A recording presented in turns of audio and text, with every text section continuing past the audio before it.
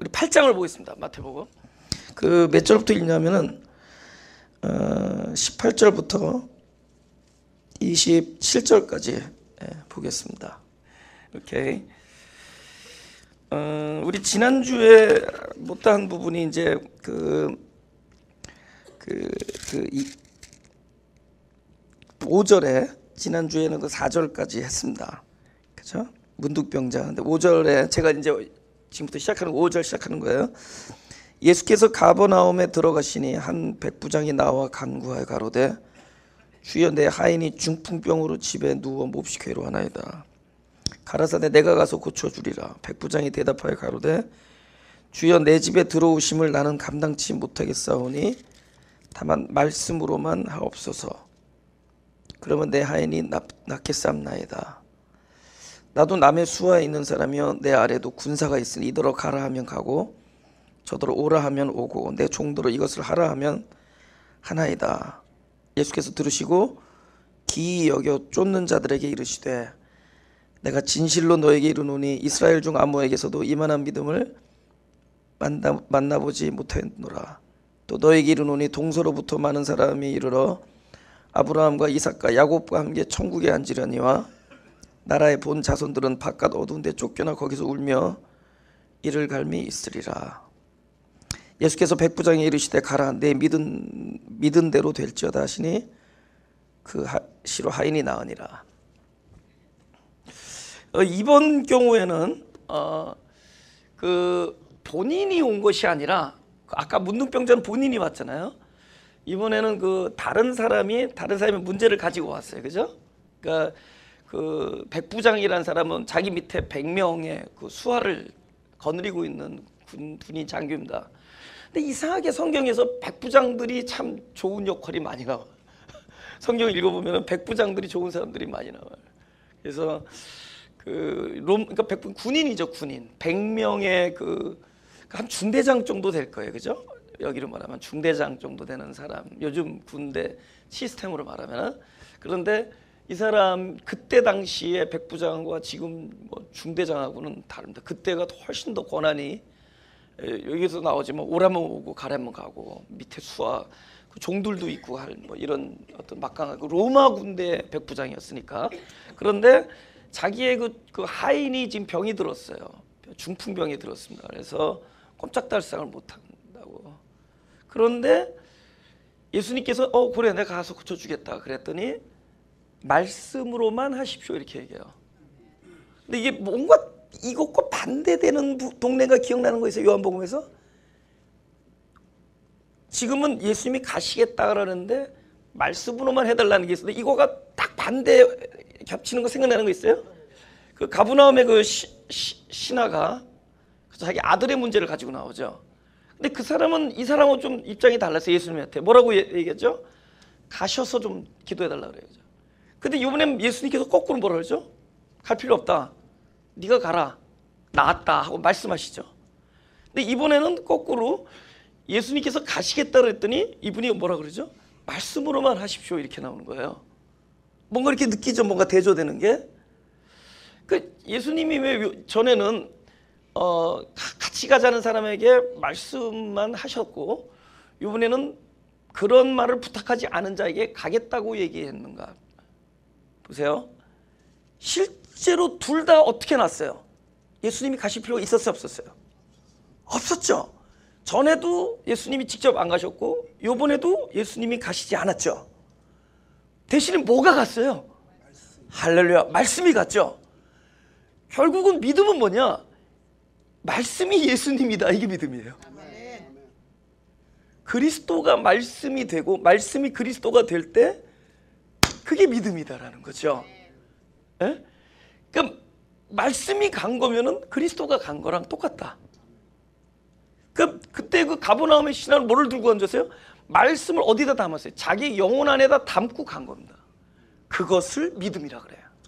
믿음은 내 영혼 안에 당신의 언약이 말씀이 담겨 있는 상태가 믿음이에요.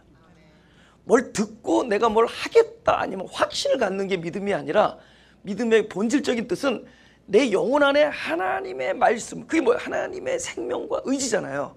그분의 뜻이잖아요. 그것이 담겨 있으면 그 상태가 믿음이에요. 그래서 믿음 듣고 뭐죠? 믿음은 들음에서 난다 이렇게 얘기하는 거죠.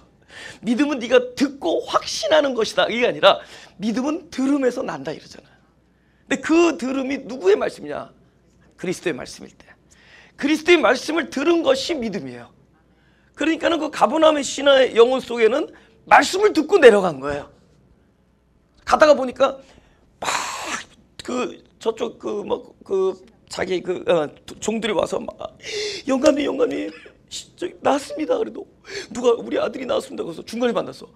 그 묘해가지고 야 혹시 언제 났냐 했더니 예수님께서 말씀하셨던 그때랑 똑같은 거예요. 그래가지고서 온 집안이 믿었다. 그건 믿은 게 아니에요. 그는 그때는 믿음이 아니라 확인, 축하 이런 거예요. 그때는 확인된 사실을 믿는 건 믿음이 아니에요. 참된 믿음은 그 가버나움에서 먼 데서 와가지고 직접 자기의 목적은 못 이뤘지만은 예수님이 하신 약속의 말씀을 듣고 그 사람의 심정이 어떻든 상관없어. 그 사람이 믿음이 믿어지지 않고 의심스럽고 막 괴로워도 상관없어. 문제는 그 사람에게 달려있는 것이 아니라 믿음은 그 믿음 말씀의 뜻에 의해서 결정되는 거예요. 하나님의 뜻에 의해서 결정되는. 그러니까 그 사람이 얼마나 확신을 갖고 안 갖고 있는 게 중요한 게 아니라 그 사람 안에 그리스도의 언약이 담겨 있느냐? 그러면 그게 믿음이에요. 그러니까 그분은 이미 실상을 가지고 간 거야. 믿음은 바라는 것들의 실상이다. 그래서 그 실상을 눈으로 보지 못했지만은 그 말씀이 이 안에 담기는 순간부터 이건 실상화되는 거예요. 할렐루야. 보이지 않지만 그 자체가 증거예요. 믿음이 증거예요. 그래서 믿음이 증거예요. 그죠? 증거를 보이는 믿음이라 믿음은 보이지 않는 것들의 증거이고 싹 빼봐요. 믿음이 증거죠. 할렐루야. 그럼 증거가 뭐냐? 그분께서 나에게 말씀하셨다. 그게 증거예요. 그 자체가 증거를 대시오. 내가 말한 게 증거예요. 그러니까 하나님을 누구라고 소개할 필요가 없었던 거예요. 당신을 누구라고 얘기할까요? 나는 나다 이거야. I am who I am. 나는 나다. 이렇게 설명을 하나님 그냥 그 하나님의 그냥 존재 그 자체가 증거예요. 오케이. 그러니까 동의로 하는 작업, 말씀과 그리스도를 동의로 하는 것. 근데 여기서 권위가 나오죠.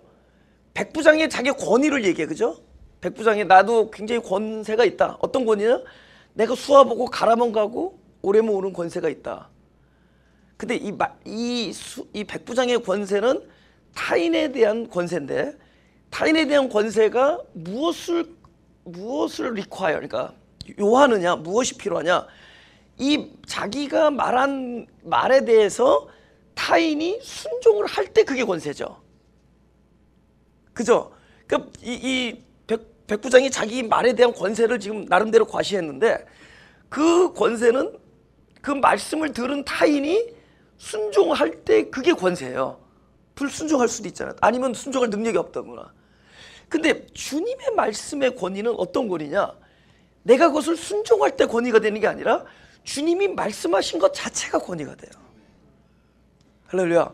주님이 말씀하시면은 나의 이 말씀을 들은 사람의 노력이나 의지에 달려있지 않고 말씀의 뜻에 의해서 움직여집니다. 이게 진짜 권위지. 그죠? 그럼 뭐죠? 우리가 순종이라는 건 뭐죠? 나중에 보니까 내가 그 말씀이 나를 움직이고 있는 걸 자기가 보게 되는 거야. 이 말씀의 권위가 나를 움직이는 게 순종이야.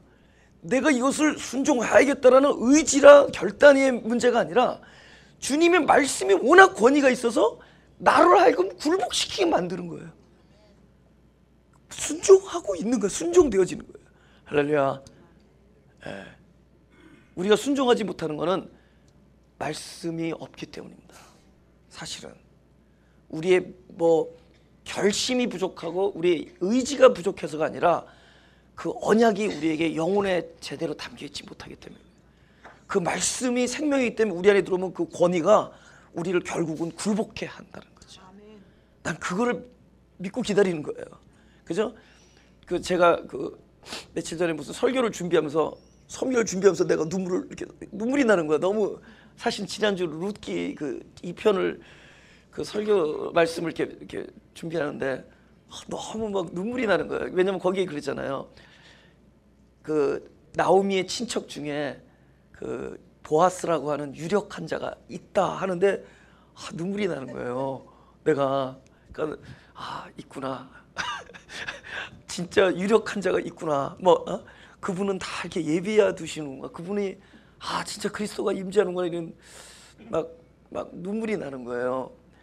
그러니까 우리 아내가 옆에서 이제 그걸 봤어요. 제가 이렇게 어떻게 또 무슨 뭐에 도취돼서 이렇게 우는 거냐고.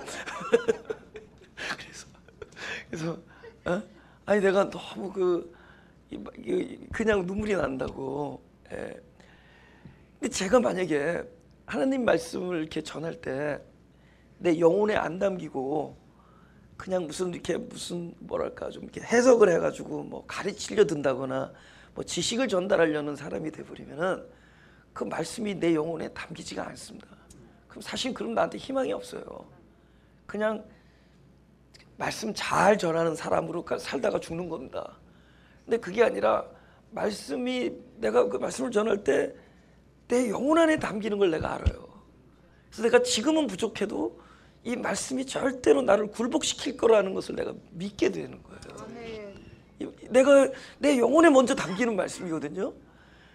먼저 만약에 위로를 받아야 되면 먼저 내가 받고, 내가 진짜 소망이 생기면 내가 먼저 소망이 생기고, 진짜 자기 성찰이 있으면 내가 먼저 자기 성찰되는 말씀이 내 영혼에 담기니까 내가 어떤 희망을 갖냐면은 언젠가 이 살아있는 말씀들이 내 영혼 안에 이렇게 차곡차곡 막 이게 하나님의 언약으로 풍성해지면서 내가 그 말씀이 그 말씀의 권위가 나를 움직이는 날들이 하나하나 나타나겠구나. 나를 굴복시키고 나의 어떤 사람의 의지와 본능을 굴복시키고 말씀이 나를 이렇게 주관하는 그런 삶이 점점 되어지겠구나라는 그 소망을 갖게 되는 거예요. 이 사건이, 이 예배가 우리가 무슨 어떤 의무적으로 교인의 성도의 의무를 하고 이게 아니라 이 말씀이 우리 안에 들어오면 이게 그분 그리스도가 들어오는 거잖아요. 내 영혼에 담기는 거예요. 우리를 믿음화한다는 거죠. 그럴 때마다 이것이 결국에는 그 권위 때문에 말씀의 권위가 나를 주관할 거라는 거죠. 나를 굴복시킬 거라는 거죠. 그러면 그분은 영광을 드러낼 겁니다. 그죠? 그렇게 될 거예요. 할렐루야. 이제 절로 넘어가죠. 18절로. 예수께서 무리가 자기를 애워쌈을 보시고 저편으로 건너가기를 명하시니라. 그러니까 지금 예수님께서 가는 데마다 막 병을 고쳐주고 막 그러니까, 그렇죠? 가는 데마다 고쳐주고 그러니까 사람들이 놀랄 거 아니에요, 그죠? 와, 저분 용하시다. 예. 대단하신 분이죠. 우리 말로 영험하다, 그죠? 영적으로 대단하시다. 여러 가지 그걸 바라보는 시각들이 다 자기의 그 상태 따라 다르겠죠. 근데 사람들은 무엇인가 내가 하지 못하는 일을 하는 사람들을 보면은 그를 따라간다고. 그런데 그를 따라간다는 의미가 이게 무리와 제자가 어떻게 나뉘어지냐? 무리는 뭡니까? 내가 누구를 따라가지만 따라가는 대상의 뜻이 나를 주관하기를 원하는 게 아니라 내 뜻이 따라가는 사람 안에서 이루어지길 원하는 거예요. 무슨 일인지 아세요? 그러니까 자기의 기대치를 가지고 가는 거야. 자기의 기대를 가지고 가는 거예요. 그럼 주님께서는 늘 무슨 얘기하느냐? 하나님께서 우리에게 주시려는 거는 우리가 원하는 걸 주시는 게 아니라 하나님이 볼 때 우리에게 필요한 것을 주시는 거거든요. 우리가 원하는 것이 우리에게 필요치 않을 경우가 많은 거예요. 여러분, 뭐가 응답이에요? 우리에게 정작 필요한 걸 받은 게 응답이지 내가 원하는 것을 받은 게 응답이 아니라는 거죠. 그건 노답입니다. 응답이 아니에요. 에? 그건 응답이 아니야. 내가 원하는 걸 받은 게 응답이 아니에요. 하나님께서 볼 때 정작 이 사람에게 하나님께서 주시려고 하는 것을 주셨을 때 응답이죠. 할렐루야. 근데 이게 일치하느냐, 일치하지 않는 경우가 많다는 거죠. 그분께서는 이거를 우리를 성숙시켜가면서 뭐를 만들겠냐? 우리가 원하는 것과 하나님이 우리에게 주시려는 것과 점점 동일하게 되는 지점까지 우리를 끌고 가시는 거예요. 그러기 위해서 제일 많이 쓰는 일들이 환난입니다. 환난이 나중에 그러잖아요. 환난은 인내를 낳고 인내가 연단을 낳고 연단이 소망을 이루는 줄 압니다. 근데 그 소망이 뭐야? 우리가 원하는 게 아니에요. 하나님이 우리에게 주시려고 했던 거예요. 그 환난 속에서 하나님의 원하는 것과 나의 원하는 것이 같아져. 인내와 연단을 겹치면서 같아져. 그거는 환난 속에 들어가 보면 알아요. 부질없어진다는 거죠. 내가 이렇게 원했던 것들, 그런 게 뭐 부질없다는 걸 많이 느껴요. 저도 굉장히 강남 스타일은 안 돼도 나름대로 스타일을 되게 중시하던 사람이에요. 스타일, 강남 스타일은 아니지만 이 목회 스타일 이런 거 되게 중시했어요. 근데 스타일이 없어져. 그게 그 고생 많이 해서 그래요. 며칠 전에 마켓에서 어떤 아이가 이렇게 예쁜 애가 이렇게 매달려 가는 거야. 5살짜리 애가 요거 카트를. 이게 너무 재밌어 보여. 달랑하게 매달려서 아버지가 이렇게 끌고 가는데. 너 재밌겠다 그랬더니 확 돌아가시더라고. 목소리 듣고 혹시 마가교회 목사님 아니시죠? 그래서 내 얼굴은 기억이 안 나는데 목소리가 5년 전에 들었던 목소리가 기억이 난다는 거예요. 5년 전에 우리 교회를 한번 오셨다는 거예요. 목사님이신데. 그러더니 아이고 얼마나 고생이 많으셨냐. 그래서 아니요 그랬더니 아유 얼굴에 써있네요. 많이 늙으셨네요.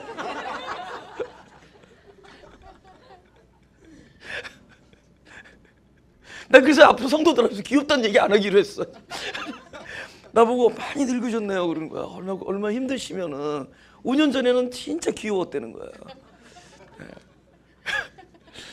그래서 내가 많이 늙었는데 그 사이에 늙는 과정에서 뭐가 떨어져 나갔느냐? 내 스타일이 많이 없었어요. 그러니까 내가 원하는 거 이런 것들을 많이 버려졌어요.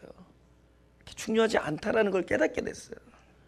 그러니까 하나님께서 우리에게 원하는 것은 우리의 원함과 하나님이 우리에게 하시려는 것과 뜻이 서로 이렇게 부합되는 쪽으로 우리를 인도해 나가시는 거예요. 그럼 그렇기 때문에 주님께서는 늘 무리를 도망가는 게 아니에요. 무리와 도망가려는 게 아니라 그들로 하여금 그들의 기대에 부합하지 않으려는 행동이 그렇게 보여지는 거예요. 그분은 우리들의 기대에 부합하기 위하여 오신 분이 아니라 그분의 뜻을 이루기 위해서 오셨어요. 그러니까 그분이 지금 자꾸 우리를 멀리한다든가 등을 진다든가 한다면은 우리는 무엇이 어저스트 되는 것이냐? 아, 우리의 원함이 하나님의 뜻이 아니구나. 그래서 점점 누가 변하느냐? 내가 변하는 거예요. 그래서 오랜 동안 기도가 응답이 되어지지 않을 때 왜 나는 아무 일도 하나님 끄떡도 안 해도 그 사이에 하나님께서는 하나님 기도가 응답되고 있어. 하나님의 뜻이 응답되고 있어. 이 사람이 변하고 있어요. 아주 지독하게도 나의 기도를 응답해 주지 않고 있는 사이에 그 기도하고 있는 사람이 변하고 있어요.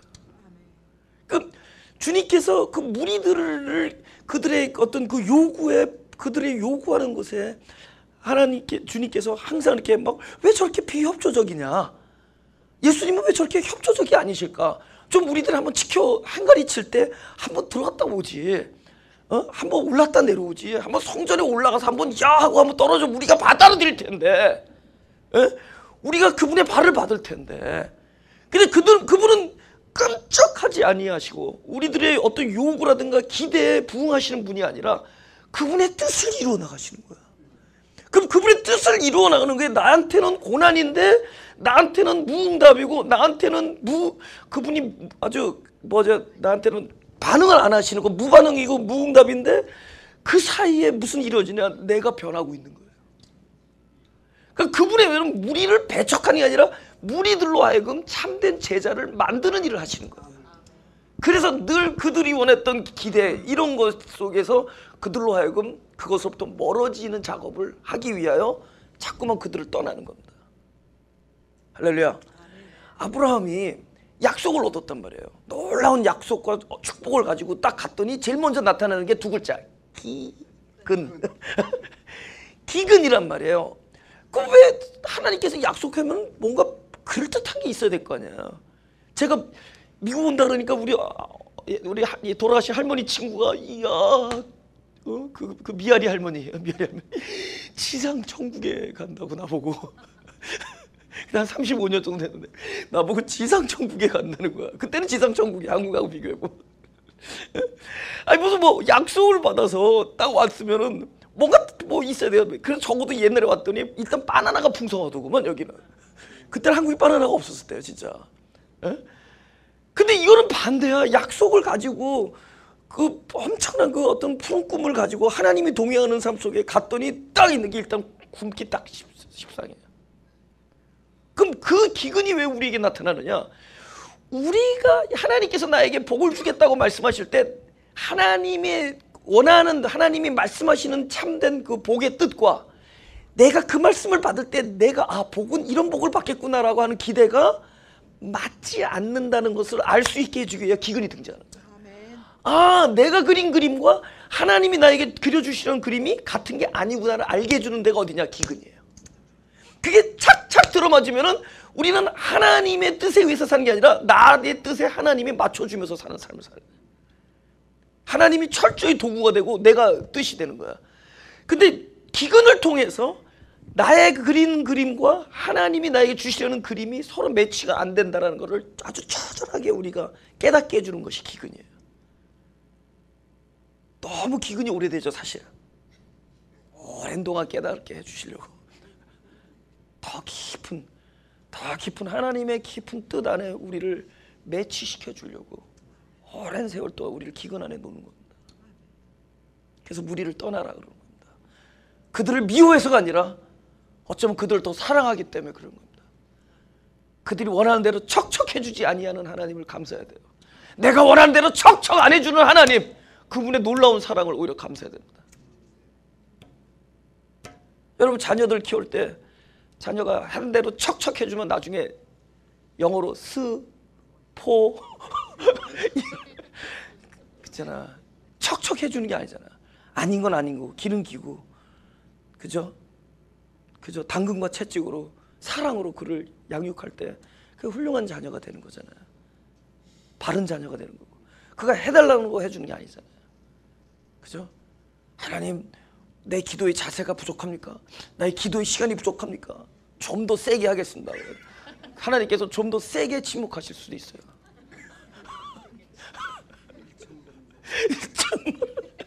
하나님께서 그럴 수 있다는 거지. 그러면서 뭐가 어저스되느냐? 나의 뜻과 나의 생각이 점점 접어지고 버려지고 하나님의 그 뜻 안에 나 자신을 이렇게 맞추어 드린 뭐랄까 내 영이 이렇게 뭐랄까 그것에 그 감각의 그것이 열리는 거죠. 영적인 감각이 열려서 하나님의 뜻 안에 안착되어지는 참된 평화가 이곳에 있었구나. 내가 붙잡으려고 했던 거 버렸더니 오히려 참된 평화가 있구나. 그걸 느끼게 되는 거죠. 그 제자들 이렇게 파송할 때 다 버려두고 가라 했잖아요. 그죠? 뭘 말하는 거겠어요? 옷가지 때문이 아니에요. 너희들의 많은 생각을 다 버리라는 겁니다. 많은 기대와 목적과 계획과 이런 걸 다 버리고 가라는 거예요.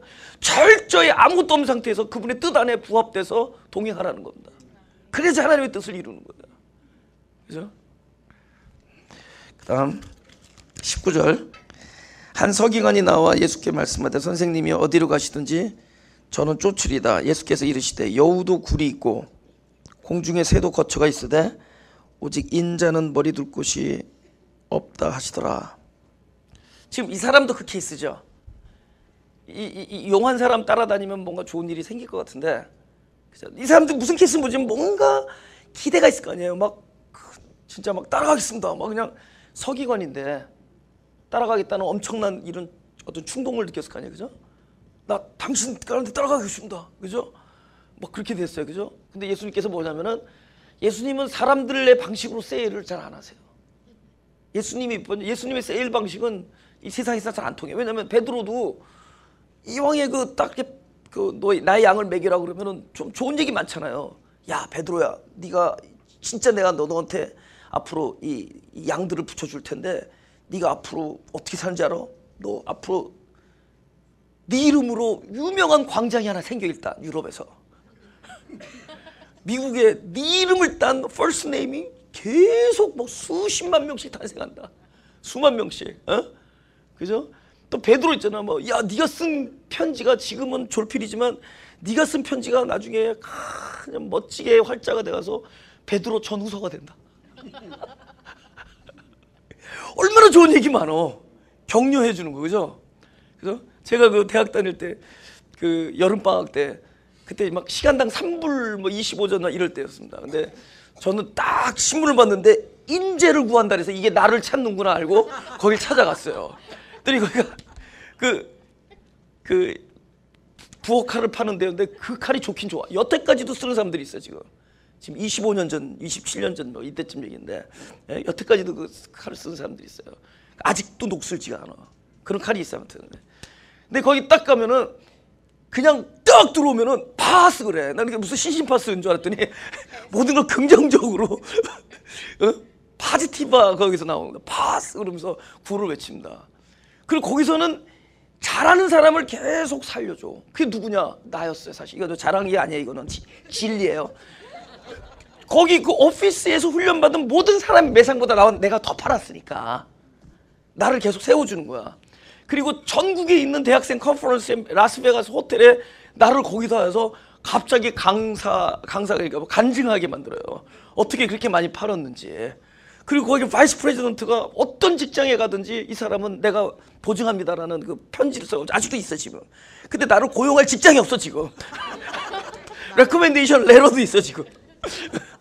근데 거기 보면은 그 작전이 뭐냐? 이렇게 잘하는 사람 하나를 세우는 거예요. 그리고 무슨 요양선? 아니 유람선 타고 가는 그런 티켓 2장을 줬어. 근데 나는 그거의 밸류를 몰라서 하나라도 더 팔려고. 그래서 누구 줘버렸어 거기서. 그 매니저가 그 사람한테 줘버리고 하나라도 더 팔. 왜냐면 나 같다면은 하루에 1,000부씩 팔아오는데. 하루에 1,000부씩. 이상하게 날 계속 잘 팔리는 거야. 내가 칼 안 팔고 여기 온 걸 감사하게 생각하세요. 근데 그때 내가 배운 건데 무조건 잘하는 사람들을 막 밀어주는 거야. 잘하는 사람들.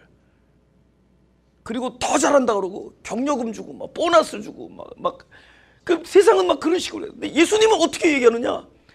나를 따르려면 모든 거 네가 나를 따라오면은 여태까지 네가 기대하던 것과는 정반대로 모든 것을 버려야 될 수 있다 얘기하는 겁니다.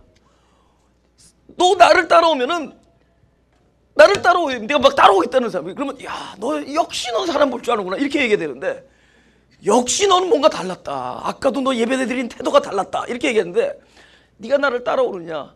나는 여우도 굴이 있고 새도 자는 것이 있는데 그죠? 나는 뭐라고? 머리 둘 곳이 없는 사람이다. 그러니까 그 실상을 그대로 얘기하는 거야. 그러니까 이 사람의 기대를 뭉개뜨려 버리는 거야. 사람이 가지고 있는 모든 기대를 뭉개뜨려.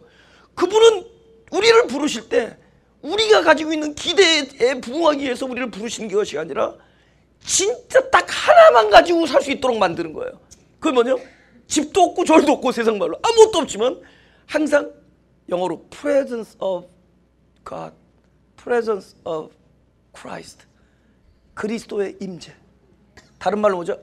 이름. 그리스도의 이름 하나 갖고 살 수 있도록 해주는 거예요. 거기까지 가게 만드는 거예요. 아무것도 없다. 아무것도 다 버려야 될 수도 있다. 하지만 가는 데마다 분명히 있는 것은 내가 I will be there. I will be there. Wherever you go. 어디로 가든지 내가 그곳에 있을 것이다. 할렐루야. 지금 그 얘기하는 겁니다. 그래서 그분을 따라간다는 삶은 모든 것이 버려질 수 있는 삶이에요. 근데 제가 얘기하는 거는 그러면 뭐 경제적인 손실이냐? 예를 들면 뭐 모든 거 가지고 있는 재산을 다 버린 거야. 그게 아니다라는 거를 누가복음 12장을 보겠습니다. 33절입니다. 32절부터 제가 읽겠습니다. 적은 무리여 무서워 말라. 너희 아버지께서 그 나라를 너희에게 주시기를 기뻐하시느니라. 일단 은혜가 되죠. 에? 그럼 우리는 벌써 딱 돈에 밝은 사람은 그 나라가 얼마입니까? 이렇게 나올 수 있어요? 여러분 또 글로 가는 거예요? 그죠? 뭐 how much is the kingdom of God 뭐 그게 아니라 그분께서는 일단은 그분이 원하는 것은 당신을 주기를 원하신다는 거야. 그죠? 그 다음에 너희 소유를 팔아 구제하여 낡아지지 아니하는 주머니를 만들라. 곧 하늘에 둔 바 다함이 없는 보물이니 거기는 도적도 가까이 하는 일이 없고 좀도 먹는 일이 없느니라. 너희 보물 있는 곳에는 너희 마음도 있으리라. 보세요. 너희 소유를 다 팔라. 그 전에 뭐라면 내가 하나님의 나라를 너에게 주기를 너무 기뻐한다. 나 자신을 주기를 기뻐한다 그러면서 너희 소유를 다 팔라. 그럼 어떻게 매치돼요? 아, 그분의 나라가 오면 내가 가지고 있던 걸 다 없어지느냐? 일단 있잖아요. 똑같은 거더라도 이것이 하나님의 나라가 내 안에 와서 그를 소유해 버리면은 그때부터는 오너십이 바뀌어요. 소유자가 아니야. 그때부터는 똑같은 거예요.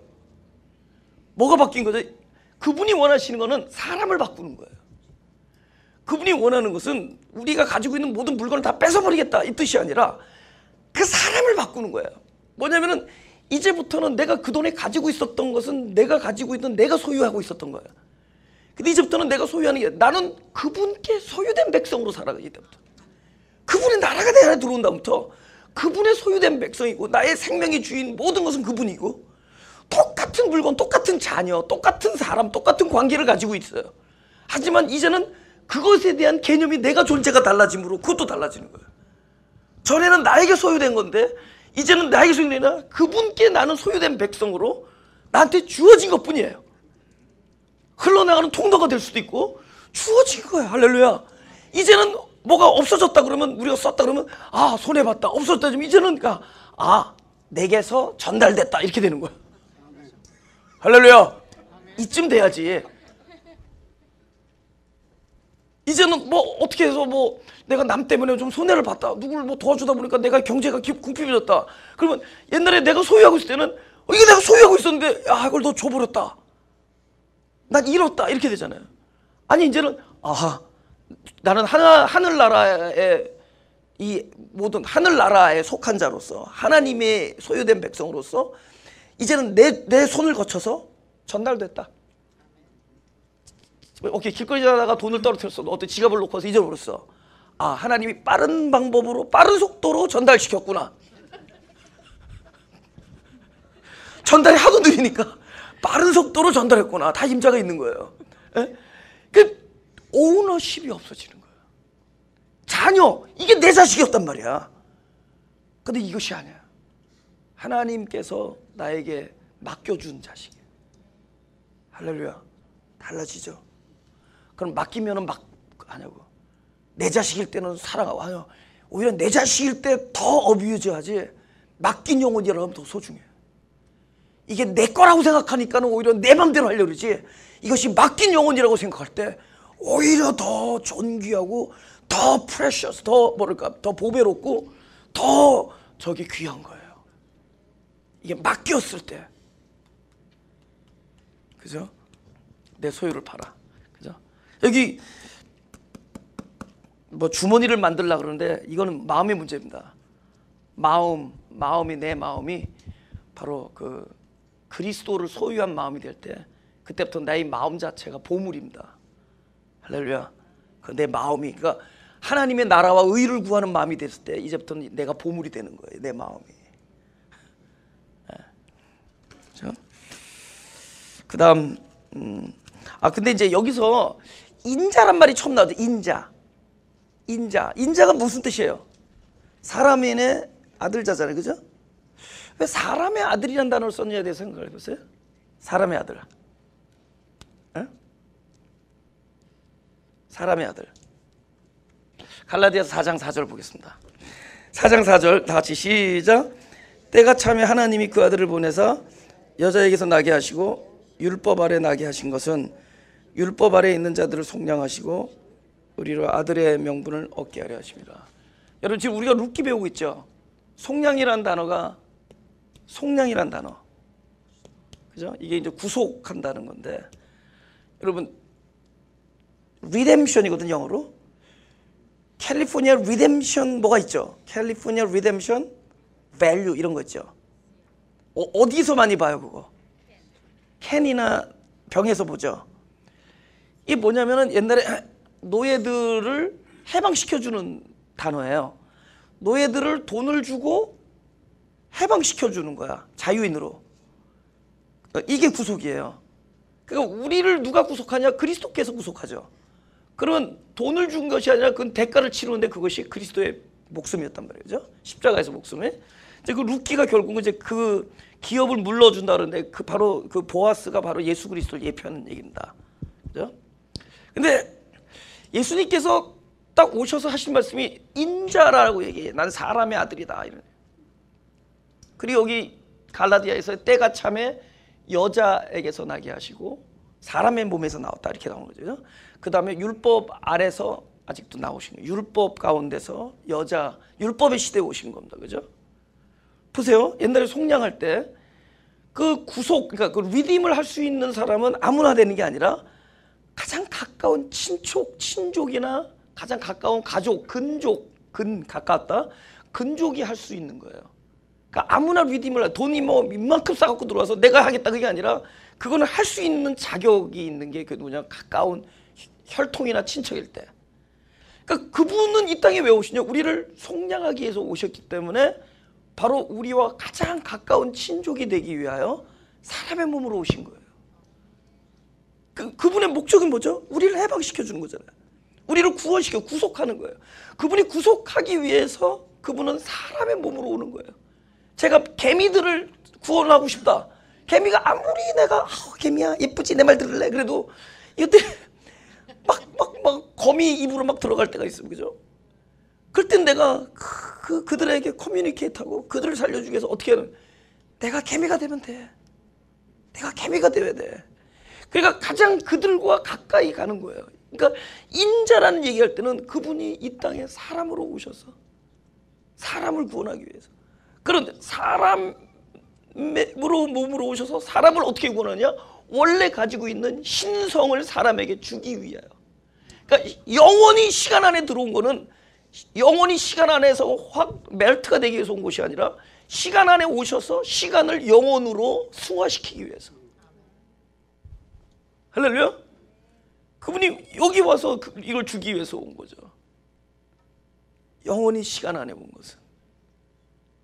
그러니까 인자라는 건 그분은 사실은 사람의 아들이지만 동시에 요한복음에서는 제일 많이 인자라는 단어보다는 누가복음이나 이 마태복음 이어서는 인자라는 얘기하지만 요한복음 우리가 들었지만 요한복음에서 또 무엇을 강조해요? 하나님의 아들.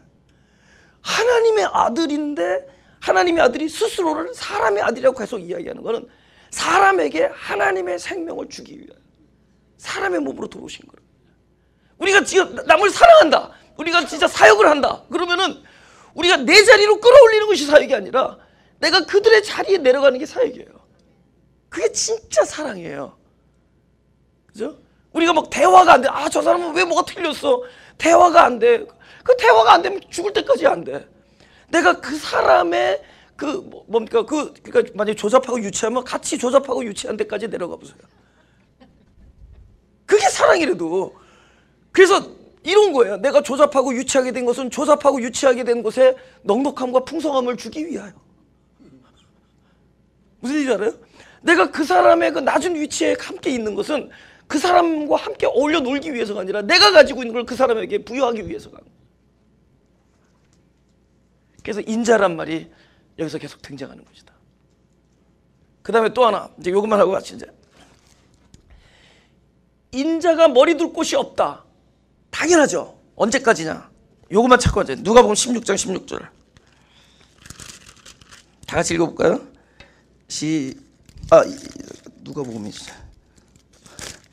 누가복음 16장 16절 다 같이 시작. 율법과 선지자는 요한의 때까지요. 그 후부터는 하나님 나라의 복음이 전파되어 사람마다 그리로 침입하느니라. 왜 율법이 요한 때까지랄까? 이거 무슨 요한이에요? 앞에 세례요한이죠. 어떤 사건이 생각나요? 세례요한은 어떻게 죽죠? 그게 목이 잘린 이유는 무슨 일을 했기 때문에. 간음을 뭐 어떻게 했어요? 정죄했죠. 율법이 하는 게 뭐죠? 죄를 정죄하죠. 죄를 정죄하지만 죄로부터 자유케 하는 능력은 없죠. 율법이 나의 죄성을 지적하지만 나를 죄인으로부터 구원시켜 줄 수는 없죠. 나의 죄를 드러내지만 나로 하여금 죄를 안 짓게 할 수는 없죠. 그러니까 세례 요한이 한 일이 그거죠. 세례 요한은 뭐냐면 그 헤로디아 왕의 그 뭐를 정죄했어요? 간음을 정죄했단 말이에요. 그죠? 근데 간음을 정죄한 것까지는 되지만 그 간음으로부터 그를 해방시켜 줄 수는 없었죠. 그러니까 율법은 거기까지예요. 정죄까지 하고 물러나는 거예요. 그 다음에 누가 와야 돼요? 그리스도가 오는 거예요. 그리스도는 뭘로 오는 거죠? 정죄된 자들에게 생명과 그걸 다 주는 거죠. 진짜 당신을 주셔서 그 정죄된 자들에게, 정죄된 건 뭐예요? 사망이죠. 율법 때문에 죽은 자들에 오셔서 부활이 되시는 거예요. 살려내는 겁니다. 할렐루야. 그때부터는 그리스도의 생명이기 때문에 동일한 죄를 지지 않죠. 그로부터 해방되는 겁니다. 내가 율법을 지킬 수 있도록 하는 것이 아니라 그분이 바로 율법으로 말미암아 죽음을 당한 자리에 오셔서 그분의 생명이 그때부터 주관하기 시작하는 거예요. 그렇죠? 그렇기 때문에 그 세례 요한이 목이 잘릴 수밖에 없었던 것이 그때부터 그리스도가 십자가에 돌아가셔서 우리에 오셔서 바로 머리가 되는 거예요. 그래서 집이 나오는 거야. 집이 나오는 문제는 바로 집을 내가 이 눈에 보이는 이 집을 말하는 이 눈에 보이는 건물집이 아니라 이 그 집을 어디서 삼겠냐? 우리들의 영혼 안에서 우리들 안에서 참된 집을 짓되 머리 되시는 집, 그리스도가 머리 되시는 집을 말씀하시는. 그러니까 그분은 지금 바로 내가 아무것도 없음을 처량하게 이야기하는 것 속에 그렇게 말하려는 것이 아니라 그 이야기의 내용 속에 무엇을 예언하고 있는 거냐? 내가 참된 집을 짓겠다. 하나님의 성령이 거하는 집을 짓는데 그 집의 머리가 되기 위하여 인자는 지금 거할 것이 없을 수밖에 없어요. 이제 그분이 십자가에 돌아가시고 율법이 목이 벤 자리에 그분이 그리스도가 머리가 되셔서 할렐루야. 그렇게 시대가 딱 여기서 교차되는 거예요. 목이 베어지고 그 자리에 그리스도가 머리가 되는 겁니다. 아멘. 그때부터 참된 교회가 탄생하는 거예요. 아멘. 그럼 교회는 뭐예요? 그리스도 하나님의 집입니다. 하나님께서 거하시는 집. 그건 뭐예요? 이제는 사람 속에서 나오는 거예요. 이제는 이 건물이 있지 않냐고 사람 속에서 이제는 그 집이 탄생되는 거예요. 그리스도를 머리로 할 때 할렐루야. 우리 둘 사이 있어도 그리스도가 머리가 되고 우리 가족 안에서 그리스도가 머리가 되고 우리 공동체 안에서도 그리스도가 머리가 되고 한 사람 안에서도 그리스도가 머리 될 때 그는 다 교회로서 부르심을 입은 겁니다. 아멘. 할렐루야. 부르심을 입었어요. 이제 다음 주에고 다음 주는 부친 보고 장사 내 부친 장사를 하고 따라가겠다 했더니 뭐라죠? 죽은 자들로 장사하게 하라. 아이고 아리까리 동백잎이 죽은 자들을 그러니까 뭡니까? 장사하는 일이 죽은 자들이 할 일이라는 걸 얘기하는 게 아니에요. 그러면 지금 우리 지금 교회에서 장례 예배하는 거 다 죽은 사람들이 와서 하는 거냐고. 예수님을 따라온다는 건 뭐예요? 죽은 자들은 뭘로 만드는 거예요? 산자로 만드는 거죠. 이제는 똑같은 일도 뭐가 되는 거예요? 산자가 하는 일이 있고 죽은 자가 하는 일이 있죠. 그분은 장사를 지내느냐 안 하느냐에 관심 있는 것이 아니라 이 사람을 뭘로 만드는 거죠? 너가 그동안에 죽은 자로서 장사를 했지만 이제는 똑같은 일을 하더라도 산자로 장사하게끔 만들려는 거예요. 무슨 얘기인지 알죠? 똑같은 일을 하더라도 산자로 장사하게 만드는 거예요. 죽은 자들로 장사는 죽은 자들이 하는 얘기가 이게 아니라 똑같은 일이라도 그동안에 네가 죽은 자로서 했다면 네가 나를 따라와야 되는 이유는 내가 너를 산자로 만들어서 보내주면 이제부터 네가 어디서 장사라든지 산자로서 그때 뭐죠? 장사고 뭐고 다 삶이 되는 거예요. 생명을 가진 자로서의 삶이 된다. 할렐루야.